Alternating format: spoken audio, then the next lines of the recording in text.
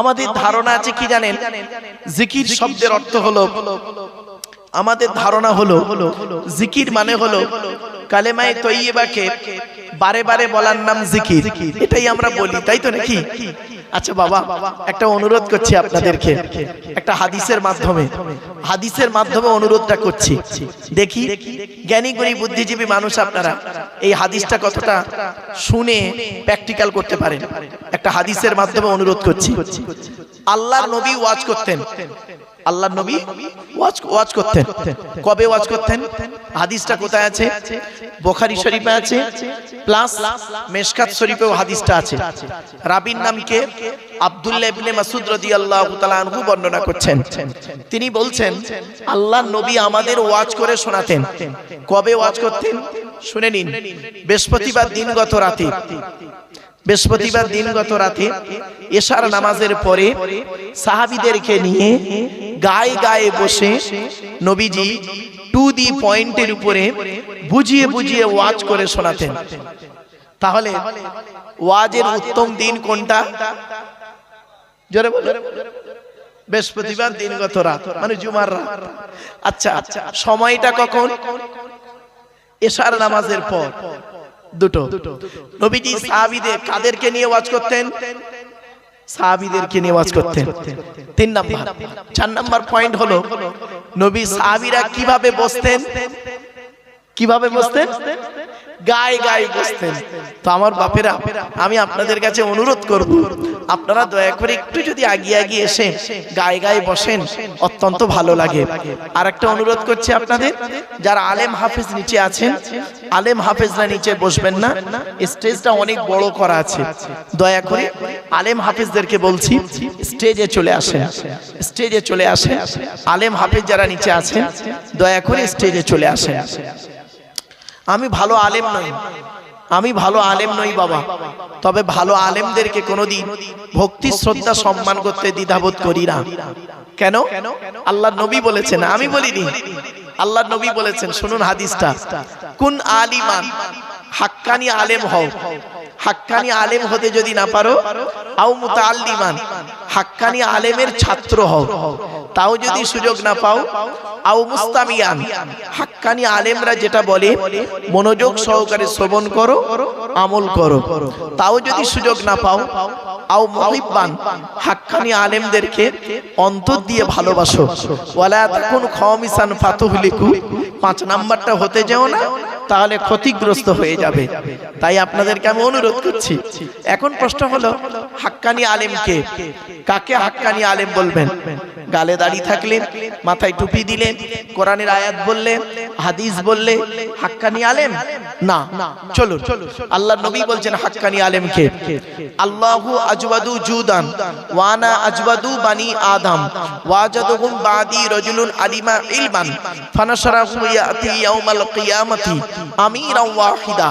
আল্লাহর নবী বলেন, আল্লাহ বলেন সবথেকে বড় দাতা, আল্লাহর পরে বড় দাতা হলাম আমি মুহাম্মদ সাল্লাল্লাহু আলাইহি সাল্লাম। আমার পরে বড় দানশীল ব্যক্তি হলো পৃথিবীতে, আল্লাহর নবী বলছেন আমার পরে এই পৃথিবীতে সবথেকে বড় দানশীল ব্যক্তি কে জানো? ওই আলেম যে ইলম অর্জন করেছেন, ইলম মোতাবেক নিজে চলেছেন, সমাজের মানুষকে বলেছেন, তার ইলম থেকে মানুষ উপকৃত হতে পেরেছে। ওই শ্রেণীর আলেমগুলোকে কিয়ামতের মাঠে আল্লাহ এক একটা দলের আমির বা নেতা করে তুলবে। তাহলে পয়েন্ট 4টে। ইলম অর্জন করবে, ইলম মোতাবেক চলবে, ইলম মোতাবেক কি করবে? আমল করবে। আর কি করবে? সমাজের মানুষকে বলবে, তার ইলম থেকে মানুষ উপকৃত হতে পারবে। 4টে পয়েন্ট কিন্তু মারাত্মক। জ্ঞান অর্জন করেছি, প্র্যাকটিক্যাল করি না, আমল করি না। আবার জ্ঞান অর্জন করেছি, আমলও করেছি, কিন্তু আল্লাহ দায়িত্ব দিয়েছিল অন্যকে পৌঁছে দাও। নবীজি বলেছেন বাল্লিগু আন্নি ওয়ালাউ আয়া, তুমি একটা সুন্নতের কথা যদি জানো সেটা তুমি অন্যকে পৌঁছে দাও।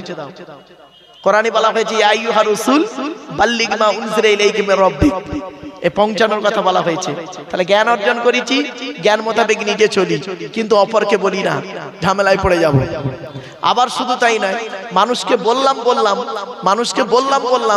মানুষ তার থেকে উপকৃত হতে পারলো না, আরো মানুষ বিভ্রান্তির মধ্যে পড়ে গেল, সেও আবার খারাপ। কিছু বুঝতে পারছেন আমার কথা? মানুষকে বললাম, বলার পরে মানুষকে এমন বোঝালাম, মানুষ বিভ্রান্তির মধ্যে পড়ে গেল। এই শ্রেণীর আলেমকে কিয়ামতের মাঠে আবার ধরবে। শুনেনি, আমি আমার ক্ষুদ্র জ্ঞানে যতটুকু পেয়েছি সেখান থেকে একটা এক্সাম্পল তুলে ধরছি। আমাদের সবথেকে বড় সর্বনাশটা কি হয়েছে জানেন? এক নাম্বার ভুল হয়েছে না জানাটা ভুল। না জানাটা কি ভুল। আর দু নাম্বার হলো ভুল জেনে ভুল জানাটাও ভুল। ঠিক না বেটি? এক নাম্বার না জেনেছি, লেখাপড়া করিনি, কোরআন হাদিসের জ্ঞান জানিনি, এটা তো ভুল হয়েছে। আর একটা ভুল হয়েছে কি, কোরআন হাদিস যতটুকু জেনেছি তার মধ্যে এমন কিছু ভাবে ব্যাখ্যা করতে গিয়ে এমন কিছু করে ফেলেছি যেটা মানুষকে বিভ্রান্তির মধ্যে ফেলে দিয়েছে। বুঝতে পারছেন? না জানাটা ভুল, আর যেটা জেনেছি ভুল জেনে ফেলেছি। ভালো জেনেছি, বেশিরভাগ ভুল হয়ে গেছে, দ্বন্দ্ব পাকিয়ে দিয়েছি। চলেন, এটাই আমাদের সব থেকে বড় প্রবলেম। তো চলেন, আজকে আমি আপনাদের কাছে, টাইম তো হাতে খুব বেশি নেই, মাত্র 1 ঘন্টা হাতে সময় আছে। 1 ঘন্টার ভিতরে কিভাবে আলোচনা করবো তা একটু ভাবছি। দেখি, চলুন। এরপরে আসছি বিশ্বনবী মুহাম্মদ সাল্লাল্লাহু আলাইহি সাল্লামের হাদিস এবং আল্লাহর কোরআন থেকে কিছু তথ্য ভিত্তিক কথা আপনাদের কাছে আলোচনা রাখবো ইনশাআল্লাহ। চলেন আগিয়ে যাই। আপনারা যখনই জলসা দেবেন, দয়া করে আপনাদের অনুরোধ করছি, আমি অর্ডার করছি না, এটা মাথায় রাখবেন। অর্ডার করার অনুমতি আমার নেই, অনুরোধ করার অনুমতি আমার আছে। তাই আপনাদেরকে আমি আবেদন করছি, আপনারা যখনই জলসা দেবেন দয়া করে 3টে জিনিসকে ঠিক রাখবেন। কটা? আমার সাথে একটু কথা বলে। 3টে জিনিস ঠিক রাখবেন। 1 নাম্বার বক্তা, 2 নাম্বার কমিটি, 3 নাম্বার শ্রোতা। বক্তার কি দেখবেন? দয়া করে বক্তার 2টো জিনিস দেখবেন। 1 নাম্বার দেখবেন বক্তাটি সত্যিকারের আলেম কিনা। সত্যিকারের আলেম কিনা, ভাষাটা কিন্তু 2বার বলেছি, মাথায় রাখো। সত্যিকারের আলেম কিনা, এডুকেটেড পারসন কিনা, শিক্ষিত মানুষ কিনা। শুধু আলেম হলে হবে না, ডিগ্রি থাকলে হবে না, বক্তাটির আমল আছে কিনা, বক্তাটি 5 ওয়াক্ত নামাজ পড়ে কিনা, রমজান মাসে রোজা রাখে কিনা, স্ত্রীর হক আদায় করে কিনা, পিতামাতার দায়িত্ব পালন করে কিনা, ছেলে মেয়ের দায়িত্ব পালন করে কিনা, ভাই বোনের সঙ্গে সুসম্পর্ক রাখে কিনা, বক্তাটি চরিত্রটা ঠিক আছে কিনা। 1 নাম্বার। 2 নাম্বার হলো কমিটি। রাগ করবেন না, জলসা কমিটি আলাদা, মসজিদ কমিটি আলাদা। জলসা কমিটি হতে গেলে কমসে কম অনুরোধ করছি আপনাদের 3টে গুণ থাকা দরকার। কটা? 3টে গুণ থাকা দরকার। কি কি? 1 নাম্বার সৎ হতে হবে। সৎ। সৎ কোন লোকটাকে বলে বলুন তো দেখি, বলুন সৎ কোন লোকটাকে বলে? আমাদের ধারণা, কনসেপ্ট হলো সৎ হলো ওই লোকটা যার গালে দাড়ি, মাথায় টুপি, পাঞ্জাবি পরে 5 ওয়াক্ত নামাজ পড়ে, আর মাঝে মাঝে ওমরায় যায়, মাঝে মাঝে ওমরায় যায়, হজ করে, ওই লোকটাই সৎ না। বক্তব্য শুরুতেই বলেছিলাম, নবীজি বলেছিলেন তোমরা আমাকে 2টো জিনিসের গ্যারান্টি দাও। 1 নাম্বার কি? 2 ঠোঁটের মাঝখানে 2 রানের বীজখানে। ব্যাখ্যাটা আগেই করে দিয়েছি সৎ কাকে বলে। 2 নাম্বার হলো বাবা, জলসা কমিটি হতে গেলে হালাল খাবার খেতে হবে। শুধু জলসা কমিটি হালাল খাবে আর বাকিরা সব হারাম খাবে না, এই কোরআনে আছে 3 শ্রেণীর লোককে হালাল খেতে বলেছে আল্লাহ কোরআনে। কয় শ্রেণীর লোক? 3 শ্রেণীর লোককে আল্লাহ কোরআনে হালাল খেতে বলেছে। চলুন তো দেখি এই 3 শ্রেণীর মধ্যে আমরা আছি না বাইরে গেছি। কোরআনে বলা হয়েছে রাসূলদেরকে, নবী রাসূলদেরকে আল্লাহ পাক হালাল খেতে বলেছেন। প্রথম দলিলটা কোথায়? 18 নম্বর পারার 4 নাম্বার পৃষ্ঠা 9 নাম্বার লাইন, সূরার নাম সূরা মুমিনুন। ইয়া আইয়ুহার রাসূল কুলু মিনাত তাইয়্যিবাতি ওয়া'মালু সলিহা। হে রাসূলগণ আপনারা হালাল খাবার খান। আল্লাহ বলছেন নবীদেরকে, রাসূলদেরকে, ইয়া আইয়ুহার রাসূল, হে রাসূলগণ কুলু মিনাত তাইয়্যিবাতি ওয়া'মালু সলিহা, আপনারা হালাল খাবার খান আর ভালো ভালো কাজগুলো করুন। আল্লাহ বললেন রাসূলদের প্রথম, তারপরে কাদের বললেন? মুমিনদেরকে বললেন। মুমিন ওই গালে দাড়ি মাথায় টুপি নিয়ে আমরা বসে আছি, নামের আগে মোহাম্মদ লিখেছি, লজ্জাস্থানাগার চামড়া কেটেছি, গরুর গোশত খেয়েছি, আরো ইত্যাদি ইত্যাদি কিছু, ঈদ বকরা ঈদের নামাজ পড়েছি, মাঝে মাঝে রমজানের রোজা করেছি, রোজা না রাখলেও ইফতার মজলিসে বসে পড়েছি। অর্থাৎ আমরা মোমেন বলে দাবি করি। মোমেনদেরকে আল্লাহ বলেছেন কোরআনে হালাল খেতে। দলিল রেফারেন্সটা দিয়ে দিচ্ছি, শর্ট টাইম তো বাপ হাতে। 2 নম্বর পারার 4 নম্বর পৃষ্ঠা 14 নম্বর লাইন, সূরার নাম সূরা বাকারা। ইয়া আইয়ুহাল্লাযীনা আমানু কুলু মিন তাইয়্যিবাতি মা রাযাকনাকুম, হে ঈমানদার বান্দাগণ আমার দেওয়া হালাল রিজিকগুলো তোমরা ভক্ষণ করো। মনে রাখবেন, হারামের বিরানি ভাতের থেকে হালালের ডাল ভাতটাই ভালো। হারামের বিরানি ভাতের থেকে হালালের ডাল ভাতটাই ভালো, মাথায় রাখুন। এবার আসছি তৃতীয় ব্যক্তি কারা? আদম সন্তানদেরকে আল্লাহ হালাল খেতে বলেছেন, অর্থাৎ মানব জাতিকে হালাল খেতে বলেছে। হিন্দু, মুসলিম, জৈন, ব্রাহ্মণ, খ্রিস্টান, কুলি, সাঁওতাল, বাগদি, দুলে সকলকে আল্লাহ কোরআনে বলেছে হালাল খেতে।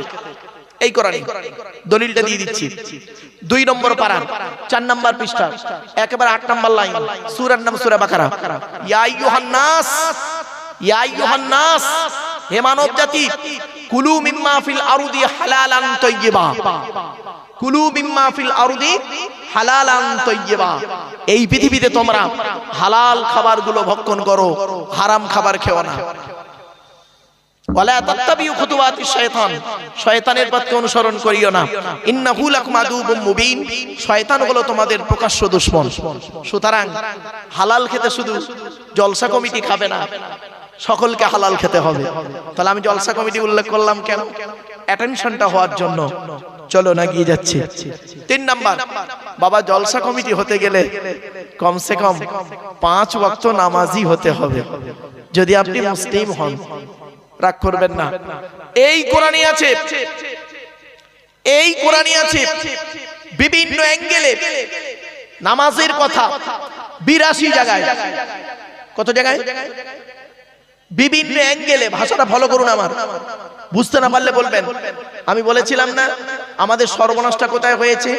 না জেনে সর্বনাশ করেছি আর ভুল জেনে সর্বনাশ করেছি। না জেনে সর্বনাশ করেছি আর ভুল জেনে সর্বনাশ করেছি। ভালো করে জেনে নিন, এই কোরআনে 82 জায়গায় রয়েছে বিভিন্ন অ্যাঙ্গেলে নামাজের কথা, আর এই কোরআনে আছে 92 জায়গায়, 92 জায়গায় আছে লেখাপড়ার কথা। তো কোন সংখ্যাটা বেশি, 82 না 92? জোরে বলুন। তাহলে লেখাপড়ায় পিছিয়ে কেন? লেখাপড়ায় পিছিয়ে কেন? বাড়ি থেকে ভাববেন, কোরআনের প্রথম সব বাক্যটাই ছিল ইকরা, রিড, পড়ো পড়ো পড়ো। কোরআনে গবেষণার কথা বলা হয়েছে।